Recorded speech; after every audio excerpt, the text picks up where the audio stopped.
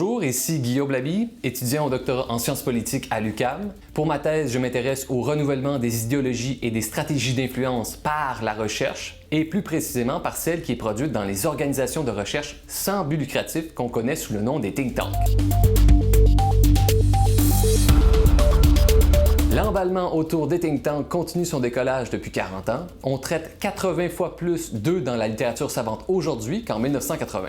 Et parmi toutes les façons d'en parler, une piste attire pas mal l'attention, c'est le rôle d'auxiliaire que joue une quantité de laboratoires d'idées dans diverses stratégies d'influence visant à recadrer les débats de société par la production de recherches en sciences économiques et sociales.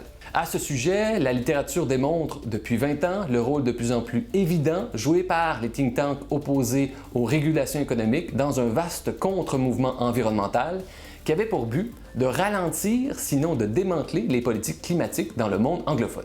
Pour la revue Politique et Société, mon article avait deux objectifs. Premièrement, évaluer sur une période de 20 ans la nature de la contribution de l'Institut économique de Montréal dans le débat québécois entourant le réchauffement climatique.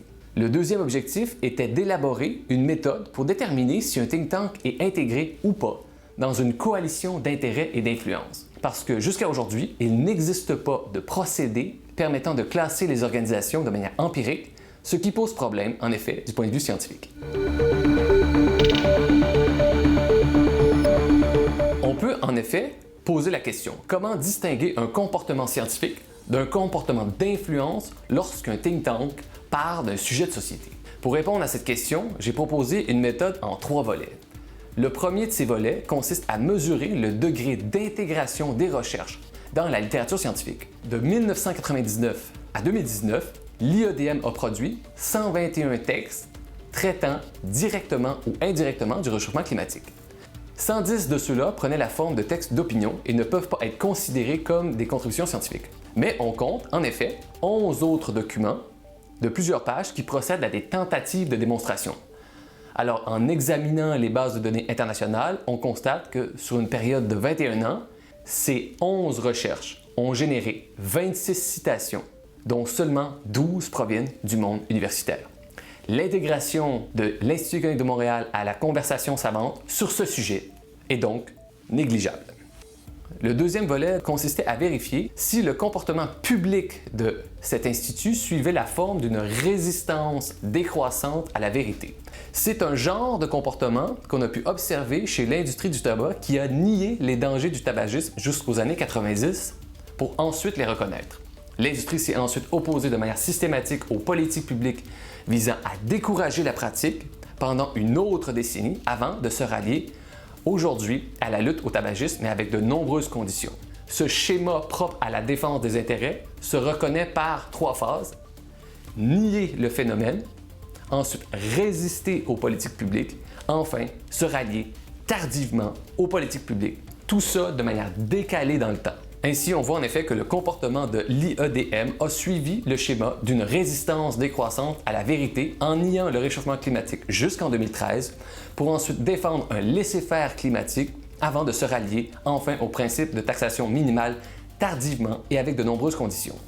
Troisièmement, pour valider si une organisation est intégrée dans une coalition d'intérêts, il est bon de vérifier si elle manifeste une asymétrie critique observable par une défense systématique des intérêts de ses alliés. Là aussi, il y a évidence, l'Institut économique de Montréal a fait preuve d'une asymétrie presque parfaite en s'étant rangé à 97% du temps du côté des intérêts de l'industrie canadienne des hydrocarbures. Je vous invite à lire la démonstration détaillée dans l'article si ça vous intéresse.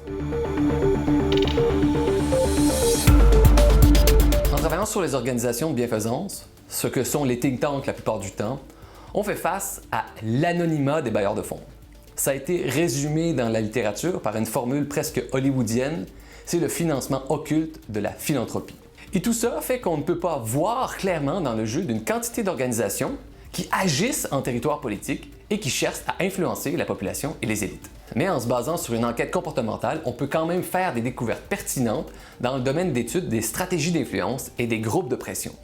L'autre avantage de l'étude empirique du comportement des organisations, c'est aussi de pouvoir démontrer que d'autres groupes de réflexion ou think tanks peuvent, à l'inverse, contribuer à l'avancement des connaissances et des politiques publiques. Cette méthode ne force pas les conclusions. Le mot de la fin, s'il fallait garder en tête un point parmi d'autres, ce serait peut-être de rappeler que les think tanks sont désormais un rouage indispensable dans ces complexes horloges que sont les coalitions d'intérêts et d'influence. Les think tanks remplissent une fonction essentielle qui est de traduire des politiques et des intérêts dans un langage de sciences sociales, c'est-à-dire la grammaire politique la plus prestigieuse de notre époque.